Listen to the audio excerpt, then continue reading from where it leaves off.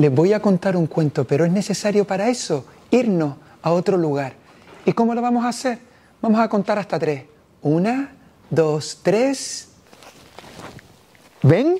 ¿Ven lo que dicen eso de que la lectura nos hace viajar por mundos diferentes y de un lugar a otro? Pues eso es lo que ha pasado. Por eso hemos llegado desde la biblioteca hasta aquí, hasta el Pinar de Tamadaba. ¿Y por qué? Porque les voy a contar un cuento, les voy a narrar una historia que habla de este pino que tengo aquí detrás. Se titula La leyenda del viejo pino. Antes, los árboles podían elegir en dónde crecer. El bosque les había otorgado el poder a los viejos pinos de plantar sus semillas en cualquier lugar de sus dominios. Era una manera de compensarles.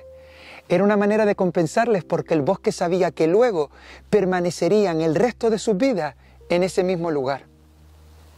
Los viejos pinos entendían los susurros del viento y el viento sabía interpretar los gestos de las ramas. De esa manera se comunicaban los pinos con el viento. El árbol dejaba caer sus piñones maduros que liberaban la semilla. Luego, el viento de invierno la empujaba hasta el lugar acordado.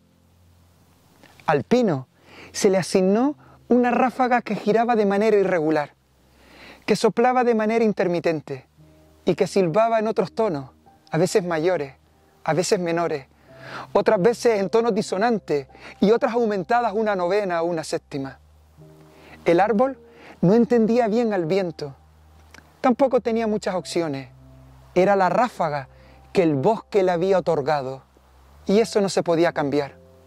Igual que no podía renunciar a su corteza o cambiar sus raíces, de la misma manera no podía cambiar al viento que le había tocado. Era así desde siempre y así seguiría siendo. El pino tembló.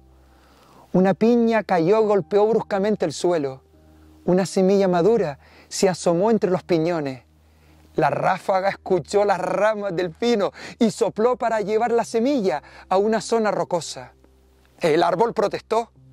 No le gustaba el lugar para su semilla. Pensaba que si nacía entre las piedras iba a tener muchas más dificultades para germinar. Así que el árbol volvió a temblar por segunda vez. Una piña volvió a llegar al suelo y otra semilla se liberó. El viento escuchó a las ramas y volvió a soplar. Esta vez dejó la semilla entre otros pinos jóvenes, pero el árbol volvió a protestar, porque pensaba que si su semilla crecía cerca de otros árboles, tenía que competir por el alimento. Por tercera vez, el árbol agitó sus ramas y otra piña volvió a caer y dejó volver a liberar otra semilla, que la ráfaga del viento empujó, esta vez hasta un lugar elevado, yermo, vacío y solitario. Las ramas del pino se agitaron enérgicamente.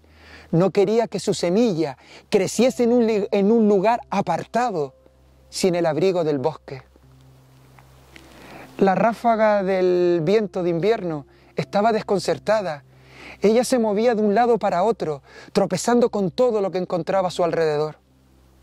El pino agitó las ramas por cuarta vez y por cuarta vez liberó una semilla que se encontraba protegida dentro de la piña. La ráfaga giraba de manera irregular, que soplaba de un modo intermitente y que silbaba en otros tonos diferentes, a veces mayores, a veces menores, otras veces disonantes o aumentadas una novena o una séptima. Sopló y llevó la semilla hasta el borde del barranco. Y el árbol se lamentó profundamente a la ráfaga del viento de invierno. Tampoco le gustaba el lugar elegido.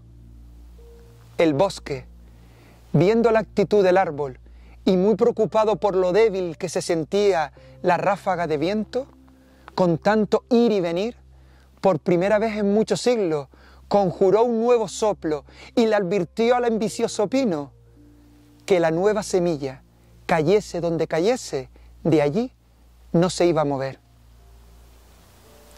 Esta vez, la semilla se plantó en una zona rocosa, cerca de un acantilado, en una zona donde los vientos arrecian con fuerza. Ese es el motivo por el que el nuevo pino creció pegado al suelo y de su tronco crecieron 4 robustas ramas. Se cuenta en el bosque que cada una de las ramas representan los lugares que el viejo pino rechazó, porque en el bosque todos los vientos son necesarios.